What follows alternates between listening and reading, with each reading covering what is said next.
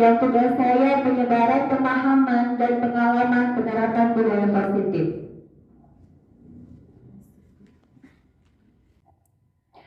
Perkenalkan, nama saya Deski Yustiani. Saya mengajar di TKIP Darul Tanah, Kabupaten Bener Meriah.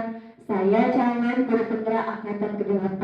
Di sini saya dibimbing oleh fasilitator saya yang bernama Bapak Muhammad Hari Purnama Hadi dan Ibu Nisa Wahyuni, dan saya sendiri Deski Yustiani. Di sini kita mengenal dulu pembelajaran dengan paradigma baru. Mungkin ini baru untuk kita karena di tahun 2023 saya tercetus pembelajar Pancasila. Di sini pembelajaran dengan paradigma baru merupakan pembelajaran yang dirancang berdasarkan prinsip pembelajaran berdiferensiasi, sehingga para peserta didik belajar sesuai kebutuhan berdasarkan tahapan perkembangan sesuai teori fisiologi modern untuk mewujudkan profil pelajar Pancasila. Oke, Bunda Lena, poin pertamanya apa, Bu? Beriman, bertakwa. Beriman, bertakwa kepada Tuhan Yang Maha Esa dan berakhlak mulia. Mantap. Yang poin pertama, beriman, bertakwa kepada Tuhan Yang Maha Esa dan berakhlak mulia. Di sini kita udah mempraktekkan sebenarnya. Contohnya aja pembelajar Pancasila ini yang beriman itu kita sebelum masuk kita berdoa dulu. Betul nggak Bunda? Betul. Kita berdoa dulu. Sebelum berdoa itu kita ngajarin anak-anak untuk sikap berdoa. Berarti itu kita mengajarkan apa, Bunda? Beriman dan bertakwa kepada Tuhan. Kita mengajarkan anak didik kita tentang adanya Tuhan, rukun iman, rukun Islam. Betul nggak, Bu? Betul, mana semangatnya? Betul. Mantap. Oke, yang kedua itu adalah kebinekaan global. Di sini maksud kebinekaan global ini, di tempat tinggal kita di Bener Meriah ini kan ada bermacam-macam suku. Kayak Bunda Leli itu suku apa, Bu? Sunda. Suku Sunda tuh. Kemudian Bunda Mayla itu suku apa, Bu? Suku Gayo. Bunda Lena suku apa, Bu? Suku Jawa. Suku Jawa. Ada suku Aceh juga di sini. Jadi kita udah menerapkan kebinekaan global pada anak-anak, di mana dia nggak ada bilang, oh kamu suku ini, kamu suku itu, nggak ada. Jadi sama semuanya. Itulah kebinekaan global. Kemudian ada gotong royong, betul nggak, Bu? Kita ngajarin anak-anak kita sama-sama kerjasama. Ketika main, Abang, ayo sama-sama kita kumpulkan mainannya. Berarti itu udah gotong royong, betul. Kemudian kreatif.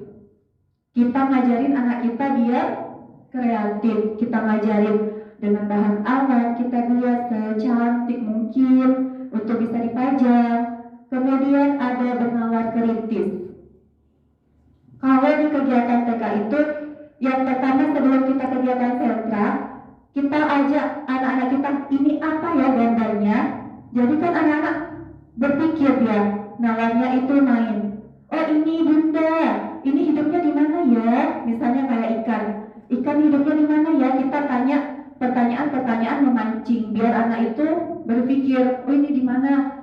Oh ini di laut tinggalnya. Laut itu apa rasanya? Asin. Kalau danau apa rasanya?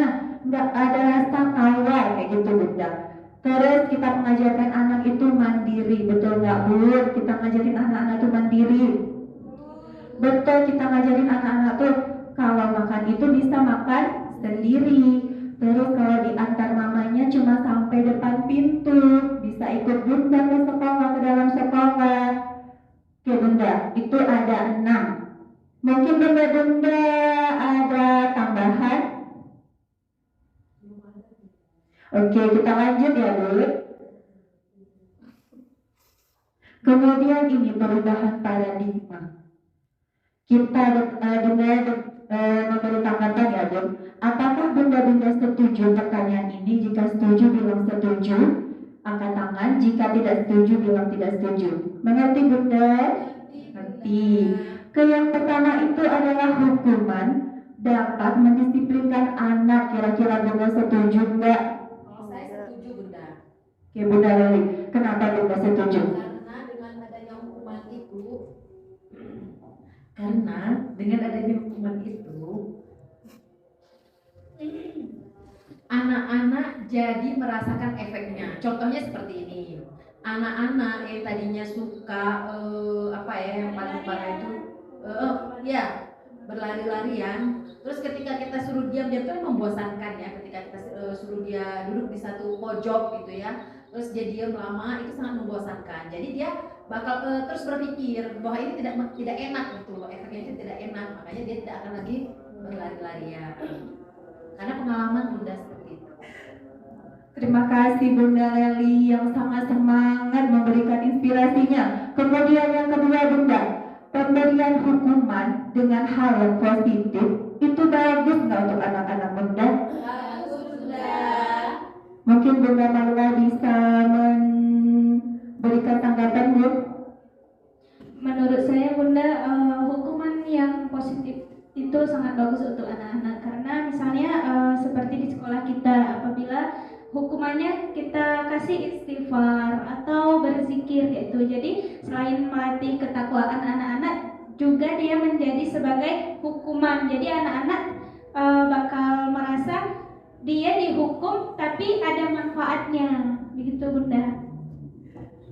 Mantap, kita kasih tepuk tangan dulu yang meriah untuk Bunda Maila.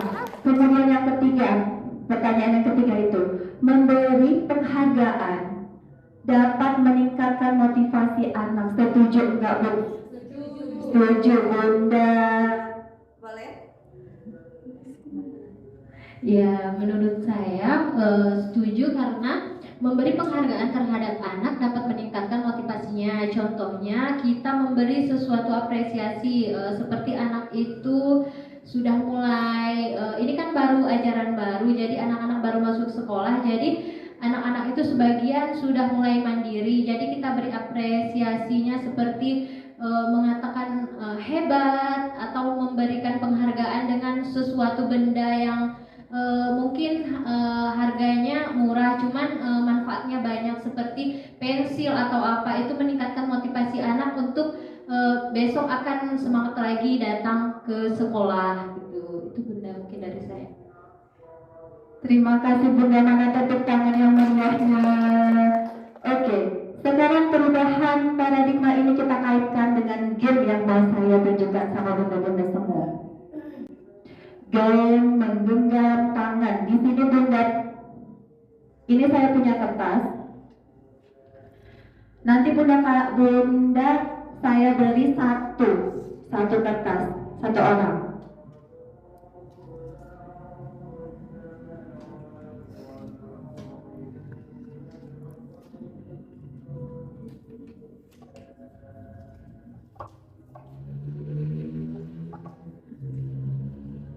Udah lengkap semua Bunda? Sudah. Kertas ini Bunda bayangkan ini hal yang paling berharga. Berharga emas boleh, uang boleh, perhiasan boleh, semuanya. Pokoknya ini adalah benda berharga. Bunda genggam kuat-kuat. Digenggam Bun? Diremas. Boleh diremas, boleh. Pokoknya digenggam kuat. Satu tangan. Di rumah berarti gak berharga. Berlian boleh, emas boleh Bunda.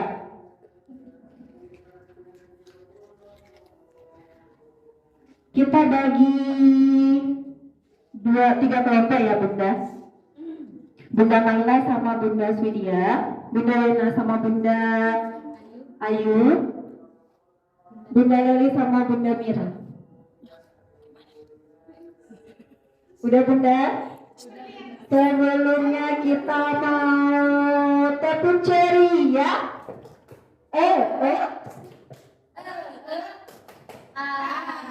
Oke Bunda. Bunda Swidia genggamnya tangan yang sebelah mana? Kanan. Bunda Maila? Kanan. Oke.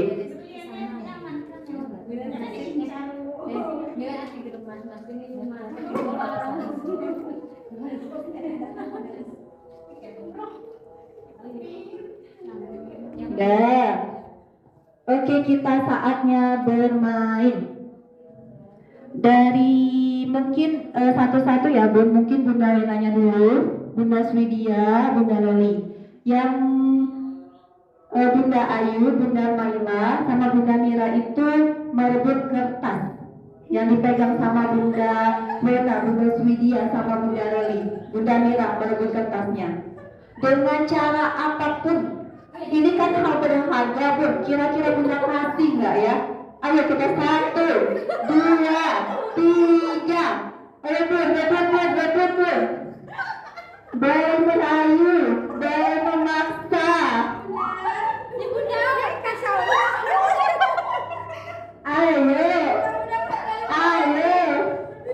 Ayo, stop Bunda.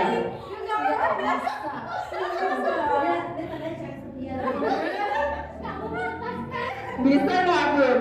Bunda Ayu dapat nggak kertasnya? Enggak. Bunda Mira dapat kertasnya Bun? Enggak. Bunda Mira dapat kertasnya Bun? Enggak. Oke. Kira-kira Bunda Wena, kenapa Bunda nggak mau kasih sama Bunda Ayu? Padahal Bunda Ayu udah paksa, udah kasih rayuan. Kenapa Bunda? Karena benda ini adalah benda yang sangat berharga bagi saya.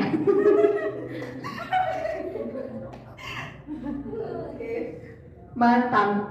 Itulah paradigma yang kita bahas hari ini. Kita bahasnya ke anak.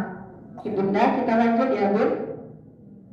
Kenapa Bunda nggak ngasih? Karena itu hal berharga. Kalau dikasih, berarti hilang. Udah hilang. Itu kita kaitkan sama perubahan paradigma kontrol, ilusi kontrol. Kayaknya bundanya semangat mantap. Yang pertama, ilusi guru mengontrol murid. Padahal murid itu kayak Bunda Rena, dia punya hal berharga. Belum tentu kita bilang, Abang duduk sini. Belum tentu dia mau entah di situ dia kurang nyaman. Kita nggak bisa memaksa anak untuk ikutin kita. Jadi ilusi kontrol itu, guru itu mengontrol murid ibaratnya, padahal tidak bisa. Kemudian ada ilusi bahwa kritik membuat orang merasa bersalah. Kita sering bilang, Abang, besok Abang nggak usah pakai baju itu ya, nggak bagus ya pakai baju itu. Padahal anak itu punya apa Bun? Iya, dia punya keinginan sendiri. Kemudian yang ketiga itu ada ilusi bahwa semua pengetahuan positif, efektif dan bermanfaat. Kita menganggap kalau kita ini guru, kita ini punya pengetahuan, anak itu harus dengar kita karena kita mempunyai pengetahuan. Padahal anak itu bisa memilih ingin dengar atau tidak. Itu dari diri anak sendiri. Kemudian yang keempat ada ilusi bahwa orang dewasa memiliki hak untuk memaksa. Betul nggak Bu? Kalau di rumah kita punya anak kakak, besok pakai baju warna ini ya, sepatunya yang ini ya. Kita anggap kita ini udah dewasa.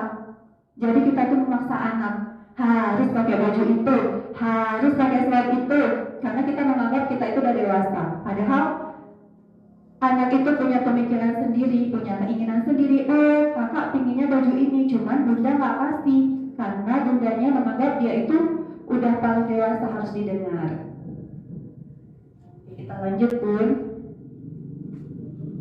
Perubahan paradigma stimulus, respon ke pendekatan teori kontrol. Ini stimulus Bunda, stimulus respon, realitas kebutuhan kita sama. Itu kita stimuluskan. Kemudian teori kontrolnya itu realitas kebutuhan kita berbeda. Kira-kira Bunda milih yang mana? Kebutuhan kita sama atau kebutuhan kita berbeda? Berarti kita milih teori kontrol. Sedangkan yang sering kita lakukan di sekolah itu adalah kebutuhan kita sama. Kita menganggap semua anak itu harus mendengarkan kita. Berarti kan kebutuhannya sama. Padahal sebenarnya kebutuhan orang itu berbeda-beda. Kemudian yang kedua ada semua orang melihat yang sama. Setiap orang memiliki gambaran yang berbeda. Kira-kira Bunda mau pilih yang mana? Teori kontrol. Orang lain bisa mengontrol saya. Hanya Anda yang bisa mengontrol diri Anda. Kira-kira Bunda yang mana?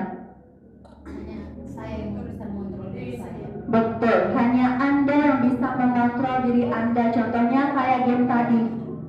Kan Bunda yang punya kontrol, Bunda yang pegang kertas. Mau Bunda buka, mau Bunda kasih, mau Bunda tidak kasih, itu Bunda yang pegang sendiri kan Bun? Berarti Bunda yang kontrol diri Bunda. Tanpa orang lain memaksa, padahal Bunda malah udah guling-guling ada kertasnya. Betul nggak Bun? Betul. Kita lanjut. Sekarang kita beralih ke budaya positif. Kira-kira Bunda, apa sih yang Bunda bayangin tentang budaya positif? Saya selalu yang memberi baik. Ya, selalu baik lah. Budaya yang selalu mencerminkan kebaikan. Oke, mantap. Ada lagi? Mungkin menurut saya budaya positif adalah contohnya seperti mengucapkan salam dan bersalaman dengan mulia. Masya Allah, mantap. Berarti Bunda-Bunda udah paham tentang budaya positif ini. Betul Bunda, budaya positif itu hal-hal yang baik yang kita lakukan bisa bersama-sama. Itu termasuk budaya positif juga. Ini pengertian budaya positif. Budaya positif adalah nilai-nilai keyakinan, kebiasaan-kebiasaan di sekolah yang berpihak pada murid, dapat berkembang menjadi pribadi yang kritis, penuh hormat, dan tanggung jawab sesuai dengan profil pelajar Pancasila. Itu adalah dari budaya positif itu. Ada nilai-nilai kebaikan-kebaikan. Disiplin positif. Disiplin positif merupakan suatu cara penerapan disiplin tanpa kekerasan. Penerapan disiplin positif ini anak diajarkan konsekuensi dari perilaku mereka serta mengajarkan tanggung jawab, rasa hormat, dan berinteraksi. Ini contohnya Bunda yang di sebelah.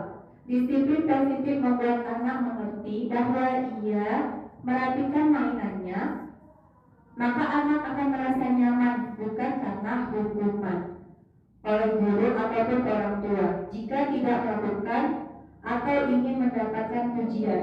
Jadi disiplin positif ini disiplin yang dari dalam dirinya. Kalau dia itu kalau udah beresin mainannya itu keuntungannya untuk dia. Nggak perlu orang tuanya marah-marah, nggak perlu orang tuanya menghukum di rumah. Dia udah kerja sendiri Bunda. Kira-kira kalau di sekolah anak-anak seperti itu kita terbantu nggak Bu? Terbantu sekali. Kemudian ini Bunda, hukuman, konsekuensi sama restitusi itu adalah perubahan dari hukuman. Hukuman adalah tidak terencana Bunda. Betul nggak Bu? Kita dulu pernah kalau misalnya kita terlambat ke sekolah, kita langsung diberhentikan di pintu gerbang. Kita langsung dibilang, kenapa kamu terlambat? Langsung banyak kata-kata mutiaranya keluar. Dengan adanya yang marah tinggi. Kira-kira kalau Bunda dihukum perasaannya gimana Bu? Sedih, dongkol. Ada perasaan aku benci guru itu. Perasaan membenci. Betul Bunda. Itu dampak dari hukuman. Kemudian ada konsekuensi. Konsekuensi itu adalah terencana dan disepakati sesuai peraturan murid dapat dibuat tidak nyaman. Misalnya kayak peraturan di kelas Bu, kita ada buat peraturannya. Peraturan di kelas nyapu ini orangnya. Terus pas hari itu ada satu anak yang nggak datang. Jadi kan dia ada nyapu, kalau dia nyapu sendirinya. Kemudian konsekuensinya dia nyapu 2 minggu itu 2 kali karena dia sehari nggak datang. Itu kan yang buat kita aja ya Bu, kita merasa kenapa bebannya tambah. Pikir aja kan Bu, kalau kita nggak datang, gantikan aku ya, udah seminggu 3 kali, itu jadi beban. Padahal peraturan itu kita tahu, cuma itu menjadi beban kan Bu. Kemudian ada restitusi.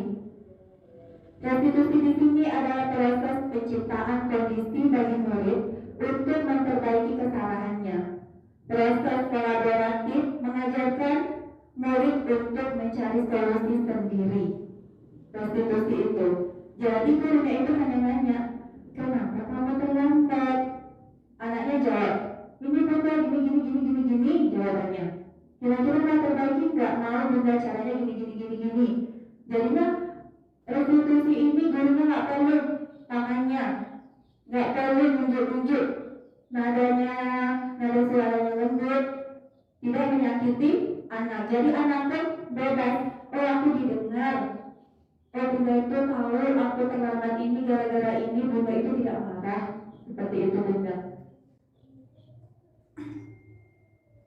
Kemudian kita ini manusia. Motivasi perilaku manusia itu ada 3 bunda.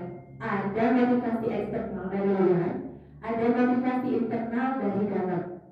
Di mana motivasi eksternal ini untuk menghindari ketidaknyamanan atau hukuman. Betul nggak, Bu? Kalau kita pikir di sekolah, kita menghindari Bunda Isna marah-marah. Dia nggak terlambat, jadi kita datangnya lebih cepat sebelum Bunda Isna datang. Gara-gara apa? Gara-gara kita menghindari Bunda Isna nanti tanya-tanya, kenapa terlambat ini itu. Kemudian yang kedua itu untuk mendapatkan imbalan atau penghargaan dari orang lain. Misalnya kita datangnya itu cepat, kita ada keinginan kan, iya aku nanti dapat apa ya, aku cepat datangnya, ada pengharapan kita seperti itu. Kemudian ada motivasi intrinsik, yaitu untuk menjadi orang yang mereka inginkan dan menghargai diri sendiri dengan nilai-nilai yang mereka percayai. Misalnya seperti ini, Bu. Kita datang ke sekolah, kita ingin ngajarin anak kita supaya anak kita juga disiplin. Jadi motivasinya itu bukan gara-gara Bunda Isna, bukan gara-gara kita dikasih penghargaan. Motivasinya dari dalam diri kita sendiri. Aku ingin anakku itu bisa melihat aku yang disiplin.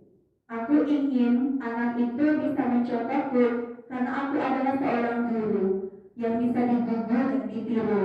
Kalau aku terlambat, kira-kira anak baru itu akan jadi seperti apa? Mungkin seperti itu, Bunda. Motivasi perilaku manusia. Kemudian di kelas, ini kita baru, Bu. Kita perlu keyakinan kelas. Kira-kira dulu kita buat apa ya, Bu? Peraturan ya, Bu. Kita buat peraturan kelas. Kira-kira bedanya apa? Kalau menurut Bunda, keyakinan sama peraturan itu bedanya gimana, Bu? Coba bagaimana?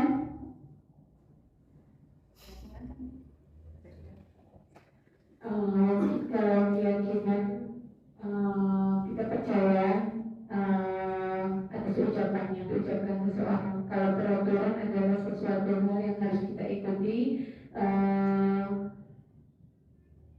langkah demi langkahnya. Baik, Bunda, betul sekali. Peraturan itu kita buat, kita seorang guru buat. Di sekolah nggak boleh makan sambil jalan. Di sekolah nggak boleh bajunya kayak baju di rumah, harus baju sekolah. Mungkin itu peraturan. Kalau keyakinan itu keyakinan bersifat abstrak. Pertanyaan-pertanyaan dibuat dalam pertanyaan yang positif, sedikit saja agar mudah diingat anak, sesuai dengan kondisi kelas sekolah sehingga mudah diterapkan. Jadi kalau keyakinan kelas ini kita buat sama anak murid kita semua. Jadi kita tanya, kira-kira kalau terlambat kita gimana ya? Gak boleh, Bunda, kita gak boleh terlambat, kita harus disiplin. Jadi keyakinan kelas itu disiplin datang ke kelas. Seperti itu. Kalau misalnya gini, tidak boleh naik-naik ke atas meja, tidak boleh coret-coret. Itu kira-kira kata tidak boleh itu negatif atau positif? Negatif. Jadi kita ganti, cintai sekolahmu, cintai bangkunya, sayangi bangkunya. Dengerin Bunda ya. Misalnya gini, anak-anak lagi duduk ribut ributnya luar biasa. Jangan ribut di kelas, kita ganti kata-katanya Bu. Saling menghargai ya. Kita keyakinan kelas kita saling menghargai. Abang sama kakak menghargai bunda, bunda menghargai kakak. Bisa mungkin seperti itu bunda. Itu keyakinan kelas yang mungkin kalau diterapkan anak-anak tahu, oh bukannya menghargai kayak gini. Daripada tidak boleh ribut-ribut, kalau menurut bunda tidak boleh ribut-ribut sama menghargai lebih bagus mana bunda kata-katanya? Menghargai lebih positif untuk anak. Jadi anak itu terbuka, oh sama yang lebih tua itu menghargai, sopan. Kalau tidak boleh itu jadinya anak itu konotasinya, oh anaknya nakal. Seperti itu kan Bu, konotasinya jadi negatif. Kita ganti negatif itu menjadi positif. Kemudian manusia itu memiliki kebutuhan dasar. Ada 5: bertahan hidup, kasih sayang dan rasa diterima, kebebasan, kesenangan, dan penguasaan. Bertahan hidup kita itu perlu makan, betul nggak Bu? Kita tuh perlu rumah, kita tuh perlu tempat tinggal. Kemudian kebutuhan kasih sayang kita perlu dicintai, kita perlu punya pasangan, kita perlu punya teman. Kemudian kita ada kebutuhan kebebasan. Kita kebutuhan kebebasan ini kita nggak perlu dikekang orang. Harus pakai baju ini malah ya, besok ya. Nggak perlu kita pilih sendiri bajunya. Itu kebutuhan kebebasan. Kebutuhan kesenangan ini kita perlu jalan-jalan, betul nggak Bu? Kalau kemana aja mau nggak? Butuh healing, betul. Kita butuh healing, kita jalan-jalan, ketawa-ketawa, kita butuh bakar-bakar ikan, betul nggak Bu? Oke. Kebutuhan yang kelima, kebutuhan penguasaan. Kita kebutuhan penguasaan ini kita punya keterampilan. Kita butuh dihargai nggak Bu? Butuh. Kita misalnya kita mau buat capek-capek, kita buat bintang, kita buat bulan ditempel. Harus suara berapa? Jelek kali. Perasaan kita gimana Bu? Kecewa. Karena kita udah mengusahakan ya Bu. Begadang sampai jam 12 malam, gunting, nempel. Habis itu kira-kira orang bilang kayak gitu. Kan kita juga butuh support. Cantiknya, besok aku mau buat di rumah. Kira-kira kita gimana? Sebenarnya bangga saya bagus. Bersemangat, kita jadi bersemangat. Kita ingin buat lagi. Oh, kira-kira bimbingan sana aku mau buat inilah. Jadi muncul ide-ide kita. Kalau dibilang negatif tadi dong, ini aja nggak dihargai. Ini aja udah dimarah-marahi. Coba dibuat cantiknya bunda gitu ya. Besok buat yang lebih cantik ya Bu. Kira-kira bunda gimana? Senang. Habis itu besok buat kan Bu? Oh, semangat. Itu kebutuhan dasar kita. Kira-kira kalau satu aja kita nggak ada kebutuhan kasih sayang kita gimana bunda? Lawan? Sedih bunda, merasa Kemudian restitusi 5 dan sisi kontrol. Ini kita sebagai guru Bu. Kita sering membentuk anak. Pasti sering. Tanpa sengaja kita lihat anaknya begitu kotornya, kita jaga biar nggak kotor, anaknya rupanya melumpur. Jadi yang kotor. Pasti kita bilang, apa? Berdiri di sana, apa udah kotor bajunya? Dah. Itu melumpur. Misalnya berdiri di depan kelas, itu contoh melumpur. Pasti pernah kan Bu? Pernah. Kita pasti pernah melakukannya. Yang kedua, membuat merasa bersalah. Contohnya seperti ini Bunda. Berapa kali Bunda bilang, abang nggak boleh kalau ada buku kawannya. Abang robek juga. Abang nggak sering sama Bunda ya. Mau Bunda kena marah sama mama abang ya. Jadi anaknya merasa sedih. Kita pun bersiko-siko sedih padahal kan. Padahal kita ingin anak itu merasa hal itu salah. Padahal membuat anak rasanya, padahal aku sayang kali sama Bunda tuh. Kenapa ya Bunda tuh dulu kayak gitu? Aku jadi sedih. Itu yang didapat anak Bunda. Kemudian teman. Sering tuh udah bantu anaknya. Mantap orang. Bunda sekali lagi jangan berbuat salah seperti ini ya. Kita udah anggap kawan seperti kawan sama anak-anak tuh. Ya sini ya. Jadi anak itu nganggap misalnya kayak Bunda Lena. Bunda Lena udah nganggap kakak kalian gitu udah sayang kan sama Bunda. Jadi pas misalnya Bunda nggak datang, sama Bunda Marga dia di situ. Jadi nggak mau belajar. Itu efeknya kalau kita itu posisinya jadi teman. Kemudian yang keempat itu pemantau. Udah anak itu salah, abang harus beresin mainnya sendiri di situ. Abang udah berantakin ya, padahal mainnya sama-sama. Karena kita tadi fokusnya sama satu orang, kita suruh dia beresin semuanya. Kita tunggu di sini, kita tunggu di situ. Jadinya anak itu merasa gimana, Bu? Rasa dipantau, nggak ada kebebasan untuk anak. Terus yang paling bagus dari kelima posisi kontrol ini yaitu manajer. Pertanyaan seperti ini, apakah kamu tahu kesalahanmu? Misalnya tidak bersalah nih, dorong-dorong kawannya sampai kawannya jatuh. Kita panggil anaknya, kita tanya, Adam tadi kenapa? Karena dia jawab tuh, dengan polusnya dia jawab, Adam tadi ini bunda, Adam nggak sengaja bunda, nanti jawabannya kayak gitu. Terus kita tanya, Adam tahu kamu itu salah? Pasti nggak jawab kan? Salah bunda. Kira-kira Adam mau nggak memperbaikinya? Anak jawab pasti mau. Jadi kita kasih pertanyaan-pertanyaan seperti itu, kita menjadi manajer. Nggak ada kita marah-marahin, nggak ada kita buat anak merasa bersalah. Kita jadi temannya cuma pemantau. Nggak benar, kita berusaha menjadi manajer.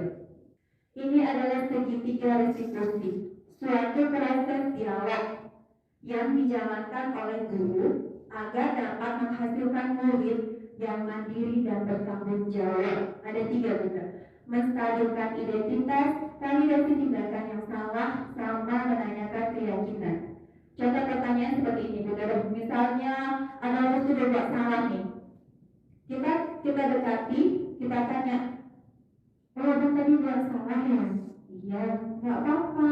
Setiap orang pasti pernah melakukan kesalahan, itu manusiawi.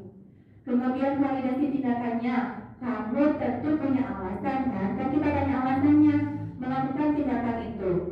Kemudian menanyakan keyakinan, kamu ingin menjadi orang seperti apa?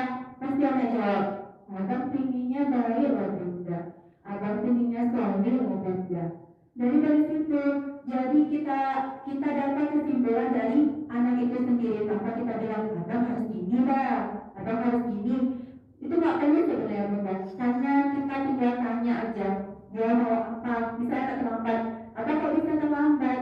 Abang bangunnya kesiangan juga. Terus kita tanya, terus abang gimana nanti? Abang nanti minta bangunin Ine biar nggak terlambat. Itu menjadi solusi bunda. Berarti kita udah menerapkan segitiga restitusi. Ini contoh penerapan segitiga restitusinya bunda.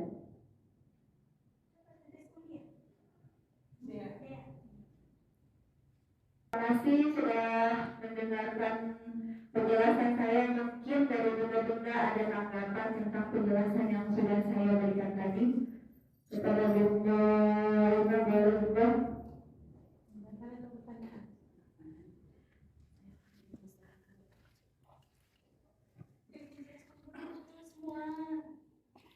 Mungkin dari penjelasan Bunda Reski mengenai budaya positif,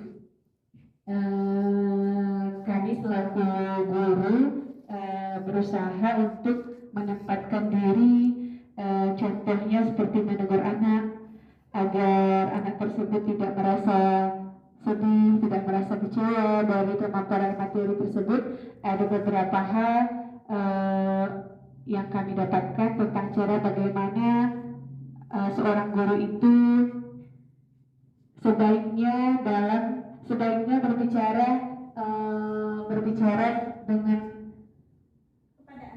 dengan cara yang lebih, dengan kata-kata yang lebih mudah dipahami dan tidak membuat anak merasa sedih atau kecewa, juga merasa marah. Mungkin dari pemaparan Bunda Reski itu saja yang bisa saya simpulkan. Terima kasih Bunda Rina. Di sini kita udah tahu. Jadi kalau anak-anak itu datang pakai baju yang mungkin kancingnya ada di atas sebelah, di bawah, pakai mana-mana, itu kita tanya dulu kenapa bisa seperti itu. Jadi kita dari sini saya sendiri ya Bun, dari sini kita tahu bahwa lebih baik itu manajer ya. Yang lebih baik itu kita tanya dulu ya, nggak langsung menghakimi anak, nggak langsung nunjuk-nunjuk anak dengan marah. Bahkan jadi teman juga nggak bagus ternyata ya. Jadi kalau kita yang masuk ke kelas kita merasa sedih hatinya, karena anaknya nggak mau sama kita, sama yang baru, maunya sama yang lama. Oke Bunda, sebelum saya tutup, kita tepuk semangat dulu. Tepuk semangat.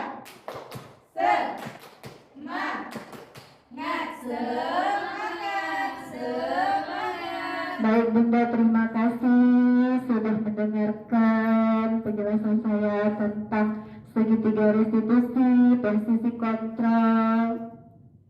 Mungkin ada kata-kata saya yang salah, saya mohon maaf. Jika ada yang berkenan bisa menerapkan segitiga restitusi, keyakinan kelas di kelasnya, yang niatnya anak-anak itu bisa positif pemikirannya, kita bisa menerapkan budaya positif di sekolah. Kira-kira Bunda mau nggak Bun? Mau. Alhamdulillah. Saya akhiri, wabillahi taufiq wal hidayah. Assalamualaikum warahmatullahi wabarakatuh. Waalaikumsalam.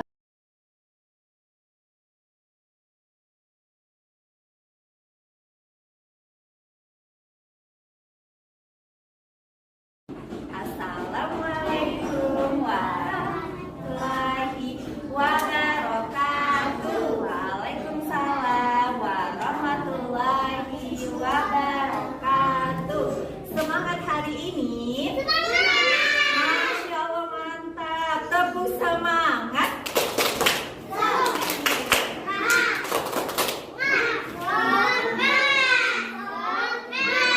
Selamat pagi kakak, selamat pagi abang, selamat pagi semua, apa kabar? Baik. Selamat pagi abang-abang, apa kabar? Baik. Selamat pagi kakak-kakak, apa kabar? Baik. Selamat pagi semuanya, apa kabar? Baik. Selamat pagi semuanya. Ucap takbir. Allahu Akbar. Allahu Akbar. Oke teman-teman, hari ini Bunda mau buat keyakinan kelas. Bunda mau tanya dulu, abang-abang sama kakak-kakak pingin kelas kita itu nyaman? Pingin kelas kita itu apa lagi? Nyaman. Terus apa lagi? Cantik. Apa lagi? Bersih, pinter. Apa lagi? Keren. Mantap. Kita mau buat kelas kita itu keren, nyaman, bersih, cantik. Mau? Anak-anak Bunda Soli mau? Mau. Ayo kita buat keyakinan kelas kita. Yang pertama Bunda mau tanya, kira-kira kakak sama abang Bunda kasih mainan, terus mainannya itu rebut-rebutan atau berbagi? Masya Allah, pinter. Berarti kita buat keyakinan kelas kita mainannya berbagi. Terus kita ini Bunda mau tanya, abang-abang sama kakak-kakak udah besar? Udah. Kakak-kakak sama abang-abang kira-kira ke kamar mandi bisa sendiri nggak? Bisa.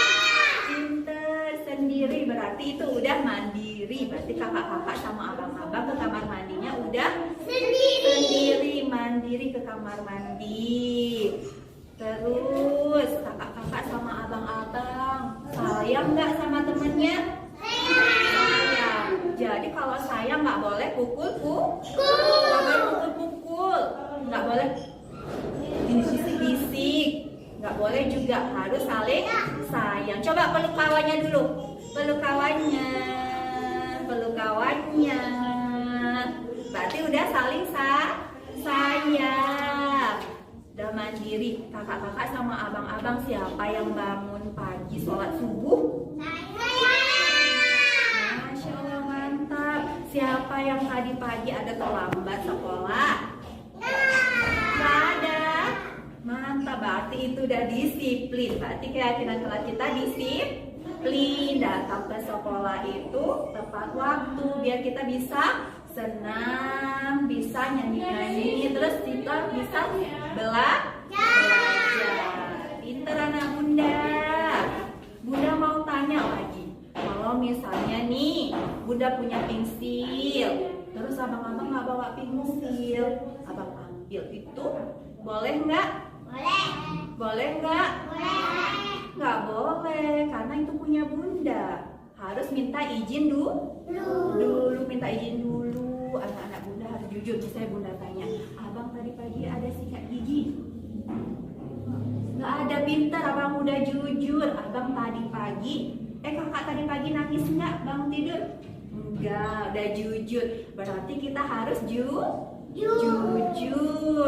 Oke, terima kasih anak Bunda. Kita mau nempel. Siapa yang mau nempel? Saya. Kita tempel ya.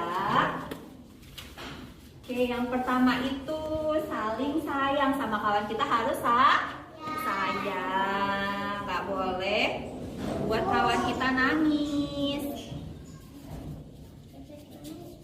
Tempel, kita tempel. Kasih makan tempel. Ya, Kak.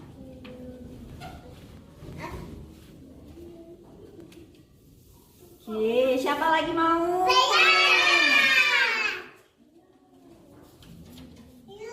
Lagi kita tempel. Oke, abang boleh tempel bang.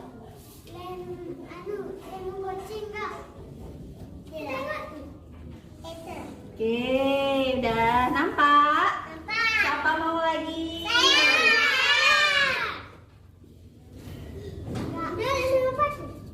Lem kertas. Lem ke. Oke, siapa lagi? Kakak boleh. Sini tempel nak. Oke, keren. Terima kasih. Lagi siapa mau lagi?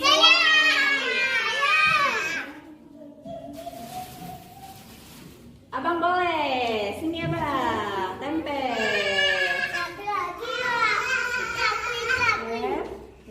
Oke. Lagi siapa yang mau?